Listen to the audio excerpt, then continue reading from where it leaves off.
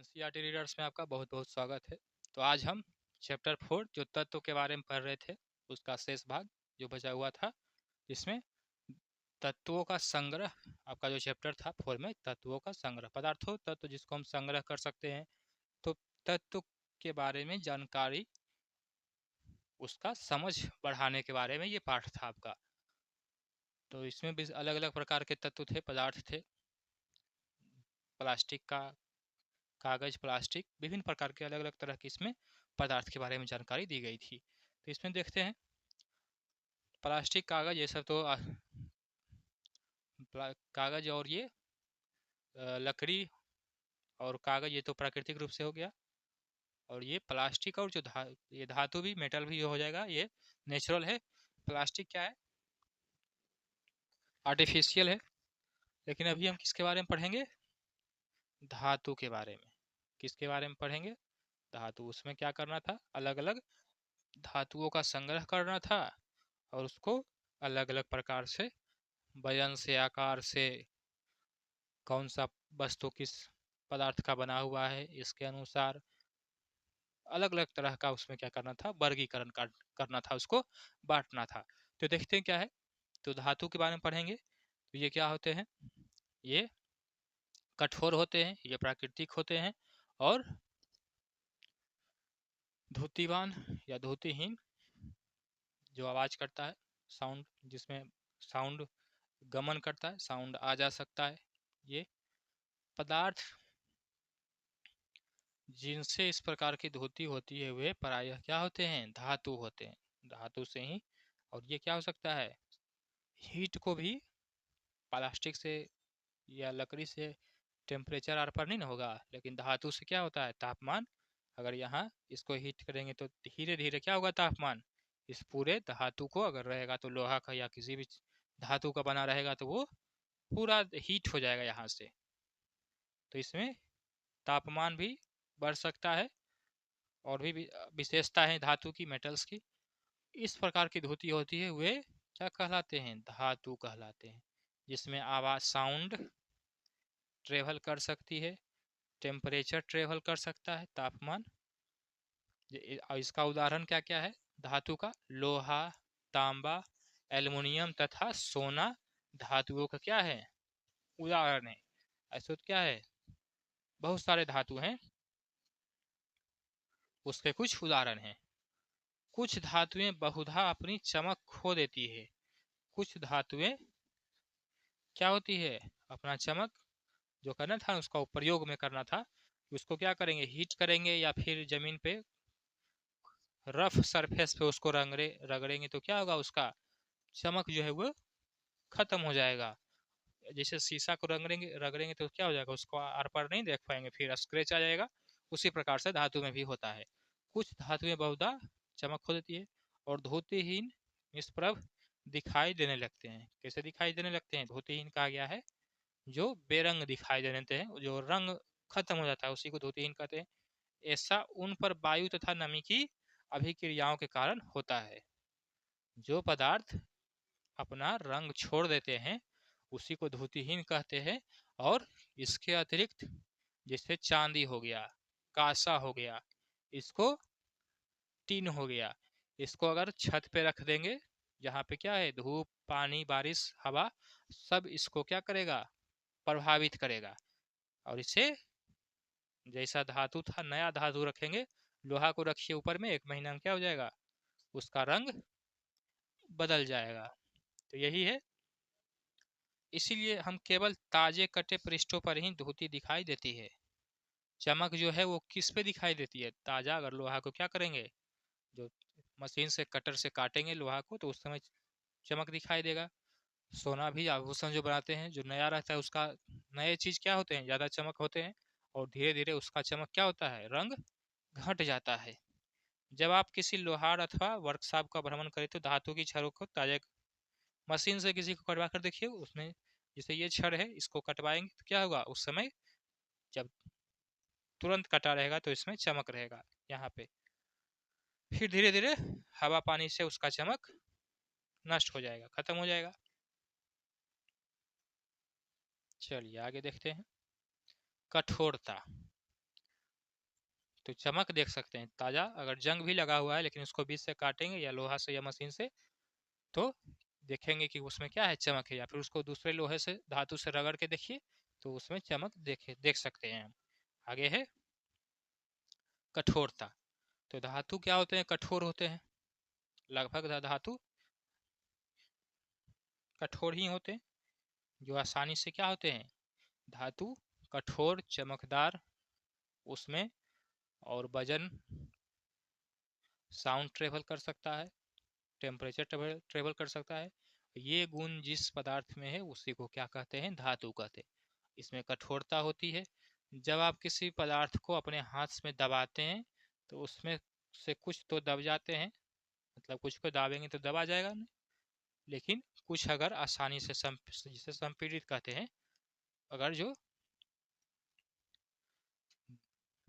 वस्तु को दबाते हैं तो उस कार्य को क्या कहते हैं, संपीड़ित करना। तो जिसमें दबाने में कठिनाई हो तो धातु को आसानी से नहीं ना दबेगा, संपीड़ित हो जाते हैं। धातु की एक चाबी लीजिए तथा इसको लकड़ी, एल्युमिनियम, पत्थर का टुकड़ा, कील, मोमदार चौक, अन्य किसी पदार्थ अथवा वस्तु के पृष्ठों को खरोच की प्रयास कीजिए। आप कुछ पदार्थ को आसानी से खरोच सकते हैं जबकि कुछ पदार्थ इसमें आसानी से। तो विशेषता क्या है, कठोरता क्या है इसमें, जैसे क्या है, चौक ले लेते हैं या लकड़ी ले लेते हैं तो उसको सतह को, कठोर सतह, ये छत या दीवार को, उसको क्या करेंगे, उसको खरोचेंगे। तो लकड़ी चौक क्या होगा, घिसेगा। लेकिन अगर कठोर पदार्थ रहेगा तो कोई धातु रहेगा तो वो आसानी से नहीं घिसेगा, वो क्या करेगा, उस दीवार पे चिन्ह कर देगा, चिन्ह छोड़ देगा।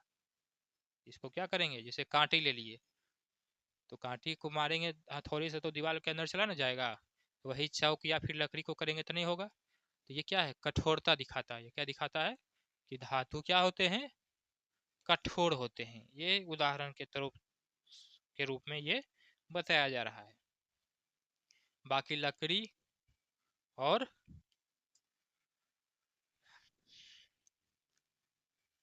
चौक या प्लास्टिक जो क्या हो जाएंगे, खरोचने पे खुद घिस जाएगा, वो मुलायम हो जाएंगे, मुलायम पदार्थ कहलाएंगे। और जो कठोर होंगे, जो संपीड़ित नहीं होंगे, वो क्या होंगे, जिनको संपीड़ित करना, जो आसानी से टूटेंगे नहीं, घिसेंगे नहीं, बल्कि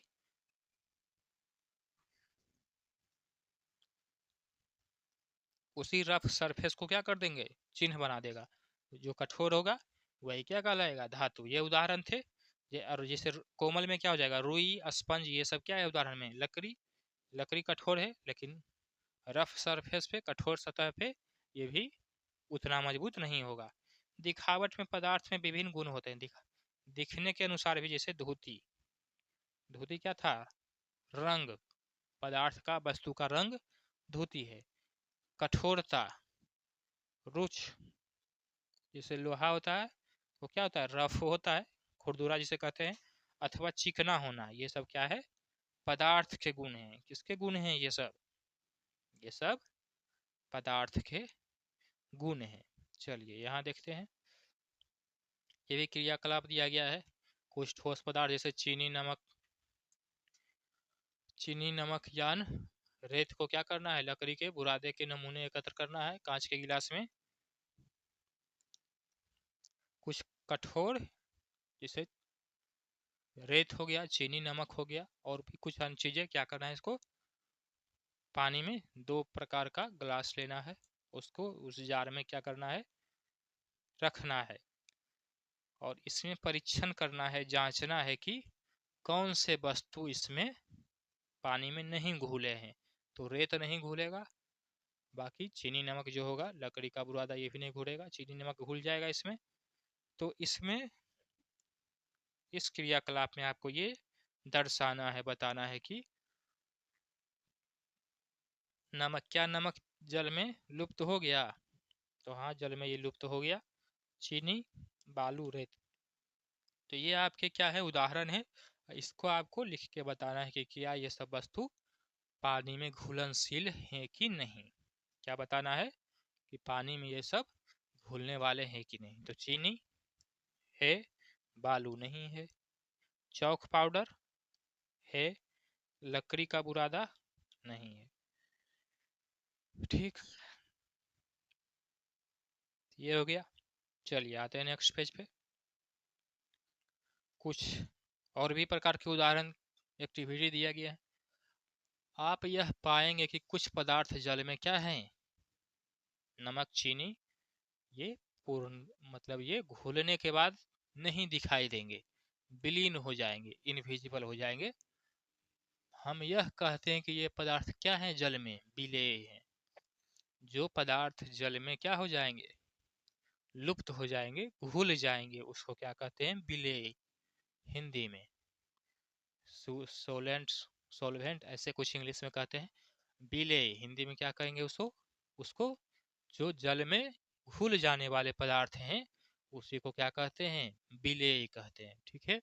अब बाकी जो अन्य पदार्थ जो जल में नहीं घुलेंगे, जैसे रेत, लकड़ी का बुरादा, मिट्टी भी घुलेगा लेकिन उसका रंग रह जाएगा, तो रेत और लकड़ी का बुरादा वो जो क्या कहलाएगा, अविलेय। जो पानी में नहीं घुलेगा वो अविलेय, और जो घुल गया नमक चीनी के जैसा वो कहलाएगा विलेय। ठीक है।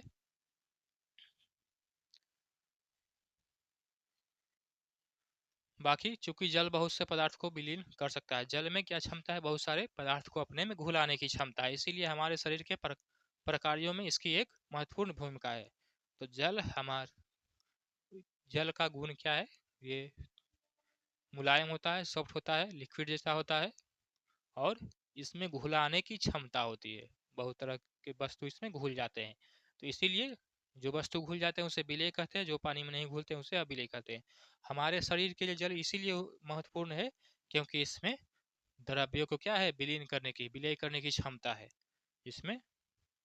तो ये ब्लड के रूप में और मांसपेशियों में और अन्य मिनरल्स के रूप में ये हमारे शरीर में मिलकर ये जल के साथ रहता है। तो ये विशेषता था जल का। चलिए आइए देखते हैं। सिरका, ये सब जल में क्या है, मिलने वाला है। नींबू का रस, सरसों का तेल, ये नहीं मिलेगा। अथवा नारियल का तेल, मिट्टी का तेल, अन्य किसी द्रव नमूने एकत्र करना है। अब क्या करना है, द्रव के कुछ नमूने, ये तो क्या थे, ठोस थे। अब द्रव के कुछ चीज लेना, तेल, सिरका, नींबू का रस, और उसको कांच का एक गिलास में आधा जल में भरना है। इसमें चम्मच, ये सब जो एकत्र किए हैं इसको क्या करना है, इसमें फिर से देखना है। तो जल, द्रव्य जल के साथ मिश्रित हो जाता है, तो जो द्रव्य था वो क्या हो जाएगा, वो भी इसी जल में मिल जाएगा। नींबू का रस, सिरका, ये सब भी मिल जाएगा उसी जल में। तो कुछ द्रव्य जल में भली भांति मिश्रित हो जाएंगे, जबकि कुछ नहीं होंगे। क्या होगा, देख रहे हैं, मिल रहा है, कुछ नहीं मिल रहा है। तो जितने अधिक अन्य द्रव्य आपको उपलब्ध हो सके उस सभी के साथ इस प्रयोग को करना है। हम यह देखते हैं कि कुछ द्रव्य जल में पूर्णतः मिश्रित हो जाते हैं, जैसे नींबू का रस, सिरका हो गया, ये सब क्या हो जाएंगे, जल में पूरी तरह से मिल जाएंगे, जबकि कुछ जल में मिश्रण नहीं होंगे और कुछ समय तक ऐसे ही छोड़ देने पर अपनी पृथक परत बना लेंगे, और कुछ जो होंगे वो नहीं मिलेंगे। जैसे रेत नहीं मिलता था, वो उसी प्रकार से इसमें नहीं मिलेगा। तो चलिए आगे देखते हैं। तो इसमें भी क्या करना था, एक्टिविटी में आपको ये बताना है। सिरका मिल जाएगा, नींबू का रस मिल जाएगा, तेल नहीं मिलेगा, नारियल का तेल भी नहीं मिलेगा, करासन नहीं मिलेगा। जो जितने भी पेट्रोलियम वाले चीज होंगे वो पानी से नहीं मिलेंगे, ज्वलनशील, और ये प्राकृतिक वाला जो है ये सब ये मिल जाएगा। ठीक है। चलिए इसके आगे देखते हैं, आगे कौन कौन सी जानकारी दी गई है। और कुछ फिर, ये तो था धातु, कुछ ले लिए, रेत, नमक कठोर धातु में, और चीनी। फिर लिक्विड था, ठोस, फिर द्रव लिक्विड वाला। अब क्या करना है,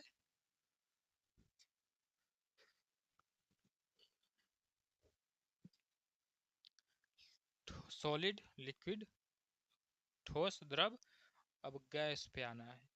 कुछ गैसें जो होती है वो जल में मिलती है, जबकि कुछ नहीं मिलती है। सामान्यतः जल में कुछ गैसें थोड़ी मात्रा में विलीन होती है, जैसे कि जल में भी पहले से कुछ गैस होता है, हाइड्रोजन, ऑक्सीजन।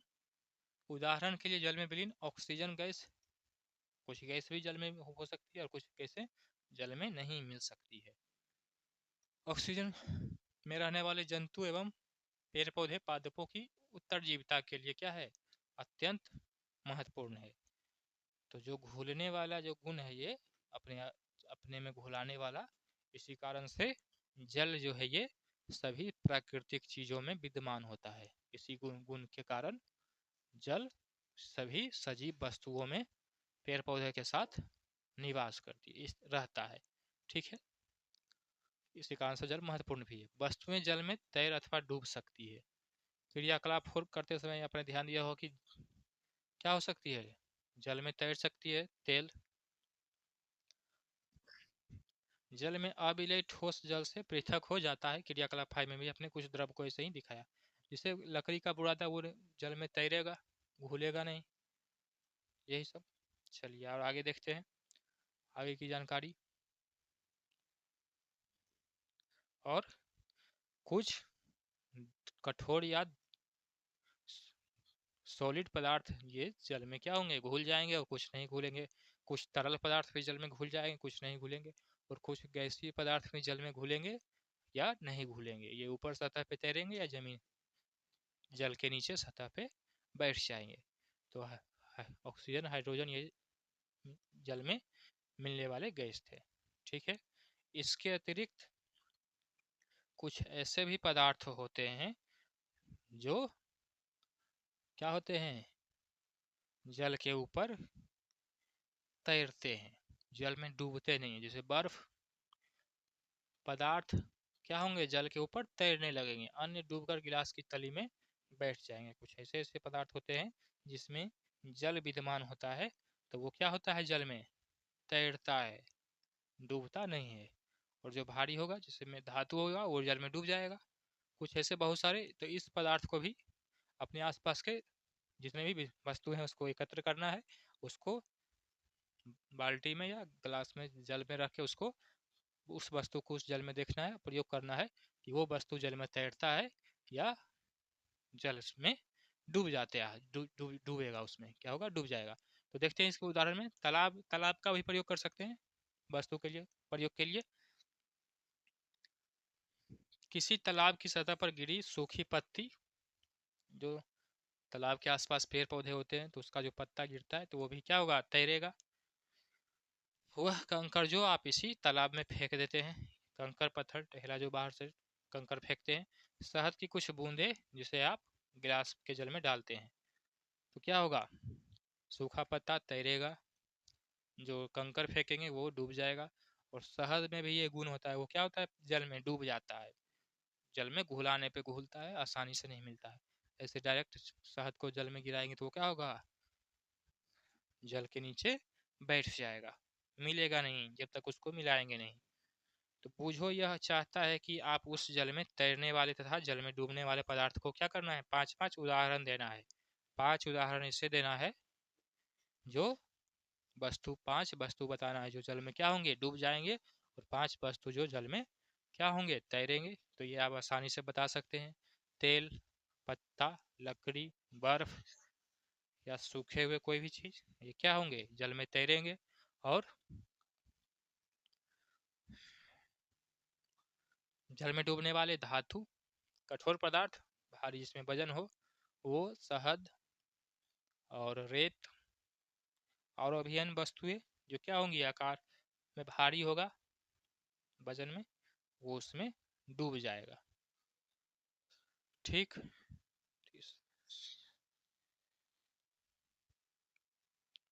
तो आगे देखते हैं।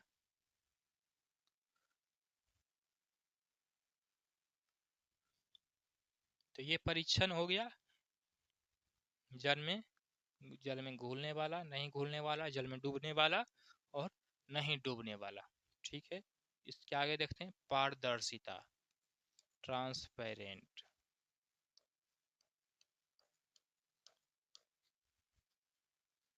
क्या होता है, ट्रांसपेरेंट। आपने लुका छिपी का खेल खेला होगा, सभी बच्चे खेलते हैं। उस स्थानों के बारे में विचार करिए, उस स्थान पे विचार करना है, सोचना है जिस समय आप खेलते हैं और उसमें आप लुका छिपी का खेल में आप छुपते हैं। तो क्या करना है, क्या आप जब छिपना चाहेंगे तो आप दूसरे को दिखाई ना दें। अगर उस स्थान पे छिप जाए जहाँ पे कोई आपको नहीं देख सके। अपने इस स्थानों को ही क्यों चुना? क्या आपने कभी शीशे की खिड़की मतलब लुका छुपी खेलते समय आप उस स्थान पे ही क्यों छुपे जहाँ पे आपको कोई नहीं देख सके? आपने उस वस्तु को अपने छिपने के लिए क्यों नहीं प्रयोग में किया? जैसे कि शीशे की खिड़की के खिड़की के पीछे छिपना, शीशा वाला जो है जिसमें आर पार हम देख सकते हैं, जहाँ पे आप आसानी से स्पष्ट रूप से दिख सकते हैं। क्योंकि ऐसा करने पर आपका मित्र शीशे से मतलब उस वस्तु के का प्रयोग हम नहीं ना करते हैं, जैसे शीशा के आर पार देख सकते हैं, तो उसी वस्तु को क्या कहते हैं? पारदर्शी। लुका छुपी खेलते हैं तो उस वस्तु का ना ठोस सतह की वस्तु के पीछे छिपते हैं जहाँ पे क्या हो, आगे से हमें कोई नहीं देख सके। अगर शीशा के पीछे छुप जाएंगे, देख सकते हैं यहाँ पे, तो क्या होगा? शीशा के पीछे छुपेंगे तो आर पार दिख रहा है, कागज में नहीं दिख रहा है, यह अपारदर्शी है। और जहाँ पे आर पार दिख रहा है वो क्या है? पारदर्शी है। तो कुछ वस्तु के पदार्थ के ऐसे भी गुण होते हैं जिसमें हम क्या कर सकते हैं? वस्तु को एक दूसरे के आर पार हम देख सकते हैं। तो कुछ ऐसे ही वस्तु की समझ, इसमें चैप्टर में आपको वस्तु पदार्थ जो भी है इसके समझ के बारे में जानकारी प्राप्त करनी है। तो पारदर्शी वस्तु उसको कहते हैं, पारदर्शी ट्रांसपेरेंट। तो अब क्या करना है, कुछ ऐसे वस्तु को जो इकट्ठा करना है, जमा करना है, जो क्या है? पारदर्शी है और अपारदर्शी है। तो जैसे कि कांच, जल, शीशा, जल, हवा, कुछ प्लास्टिक, ये सब क्या है? पारदर्शी, जिसके हम आर पार देख सकते हैं। प्रायः दुकानदार बिस्कुट, मिठाइयाँ देख सकते हैं मार्केट में, बाजार में, विषय कुछ जो होती है वस्तुएं होती हैं ऐसे पदार्थों में रखी जाती है जिसको हम क्या कर सके? आसानी से देख सके। शीशे में बंद करके रखा जाता है। मिठाइयाँ, बिस्किट, चॉकलेट प्लास्टिक के डब्बे या फिर शीशे के स्टोर में उसको रखा जाता है जिसे हम देख सके। प्लास्टिक के पारदर्शी पात्रों में रखना अधिक पसंद। पारदर्शी चीजों में खाने वाला वस्तु को पारदर्शी वस्तु में रखा जाता है, इसीलिए क्योंकि क्या हो, जो ग्राहक हो, बच्चे हैं, उसे आसानी से देख पाए और उसे खरीद पाए। इसके विपरीत कुछ वस्तु ऐसे भी होते हैं जिसे क्या किया जाता है, जिससे हम आर पार नहीं देख सकते हैं, उसे अपारदर्शी कहते हैं। और इसका प्रयोग उस वस्तु को रखने में करते हैं जो क्या होता है, सन के लाइट में, वातावरण के संपर्क में आने पर वो खराब होता है। जैसे कि दवाई, उसका शीशा जो होता है वो गहरे रंग का होता है, हरा या ब्राउन रंग का। आप यह नहीं बता सकते हैं कि तो इसके उदाहरण क्या है? लकड़ी, कागज, दीवाल, धातु, कठोर पदार्थ, ये सब अपारदर्शी होते हैं। ठीक, चलिए इसके आगे देखते हैं। आप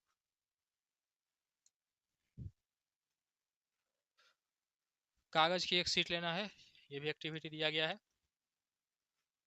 वो तेल वाला, कागज पे तेल लगा कर करना, क्या होगा? वो क्या होगा? पारभासी हो जाएगा। कागज पे कागज पे कुछ उसमें तेल लगा देंगे तो वो क्या हो जाएगा? वो जो कागज होगा, एक कागज को लेना है कॉपी से, एक कागज निकालिए, उसके आर पार देखिए लाइट में जला के, तो देखेंगे उसमें उस समय लाइट आर पार उस पेपर से आर पार नहीं होगा। लेकिन उसी में क्या करेंगे, उसमें नारियल का या कोई भी तेल उपयोग करेंगे, उसके बाद देखेंगे लाइट का या टॉर्च जलाकर, तो उससे उस लाइट का कुछ भाग उस कागज से पार कर जाएगा। तो कुछ वस्तु जो उससे क्या हो, प्रकाश आर पार हो जाए, उसे पारभासी कहते हैं। ये तीन चीज थी इसमें, पारदर्शी, अपारदर्शी और पारभासी। तो इस तरह के चीज़ों को भी क्या करना है, इकट्ठा करना है और उस पर अपना विचार रखना है कि ये वस्तुएं पारदर्शी है, अपारदर्शी है या फिर पारभासी है। ये तीनों प्रकार के वस्तु का आपको परीक्षण करना है, ठीक है। और उस परीक्षण में आपको बताना है कि कौन से वस्तु क्या थी, पारदर्शी थी, कौन से वस्तु अपारदर्शी था और कौन सा वस्तु पारभासी था, ठीक है।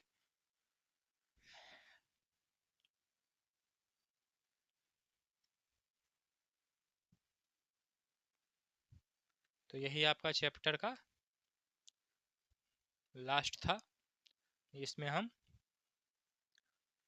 पदार्थ के अलग अलग गुण के बारे में जाने, फिर धातु के बारे में जानकारी प्राप्त हुई, जल के बारे में विलेय या विलेय, फिर पदार्थों के बारे में जानकारी, धातु के बारे में कैसे क्या गुण होता है धातु का, जल का क्या गुण होता है, और उसके बाद पदार्थ जो होते हुए पारदर्शी, अपारदर्शी या फिर पारभासी होते हैं।